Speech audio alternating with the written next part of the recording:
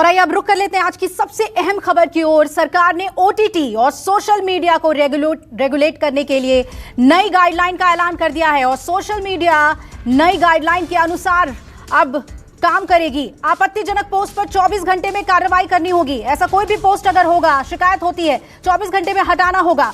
Post गलत पाए जाने पर इसे हटाना होगा और अश्लील पोस्ट की शिकायत होने पर कार्रवाई करनी होगी। आपत्तिजनक पोस्ट का जो सोर्स है वो बताना होगा, कहां से ये ओरिजिनेट हुआ ये जांच की जाएगी और पोस्ट हटाने के बाद यूजर को सूचना देनी होगी।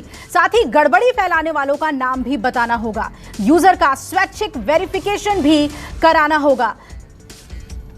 तो एक वृहद, जिसे हम कह सकते हैं गाइडलाइन सोशल मीडिया को लेकर, जो कि अभी तक भारत में नहीं थी, अब जारी कर दी गई है। सरकार ने ओटीटी के लिए भी नई गाइडलाइन जारी की है और अब ओटीटी पर कोई भी कंटेंट डालने की छूट खत्म हो जाएगी।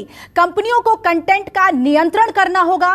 कंटेंट को सेंसर बोर्ड की तरह सर्टिफिकेशन दिया जाएगा और 3 कैटेगरी में कंटेंट को दिखाया जाएगा। दर्शकों की उम्र के हिसाब से भी कंटेंट का वर्गीकरण किया जाएगा। आपको बता दें कि हिंसा, सेक्स, अश्लीलता, भाषा, ड्रग्स के आधार पर वर्गीकरण होगा, यानी उम्र के हिसाब से कौन से कंटेंट को किस उम्र का दर्शक देख सकता है, यह वर्गीकरण करना पड़ेगा। यह सेल्फ क्लासिफिकेशन को फॉलो करना होगा ओटीटी प्लेटफॉर्म्स को। आज का हमारा rational and justification for new guidelines क्या है, मैं 4-5 पॉइंट आपके सामने रखना चाहता हूं और ये बहुत इंपॉर्टेंट है। पहला है कि आपको एक ग्रीवांस रिड्रेसल मैकेनिज्म रखना पड़ेगा एंड इस ग्रीवांस ऑफिसर का नाम भी आपको रखना पड़ेगा। Second, if there are complaints against the dignity of users, particularly women, that expose their private parts of individuals or nudity or in sexual act, impersonation, etc., you will be required to remove that within 24 hours after a complaint is made. दो प्रकार के social media होंगे, तो जो significant social media होगा उनको 3 काम करना पड़ेगा। पहला, you will have to have a chief compliance officer resident in India, responsible for ensuring compliance of the acts and the rules.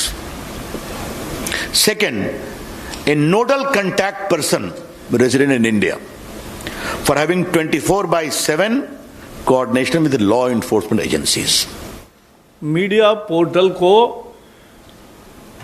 कोई बंधन नहीं है। यहां टीवी के लोग हैं, उनको केबल नेटवर्क एक्ट में जो प्रोग्राम कोड है वो उनको फॉलो करना पड़ता है, लेकिन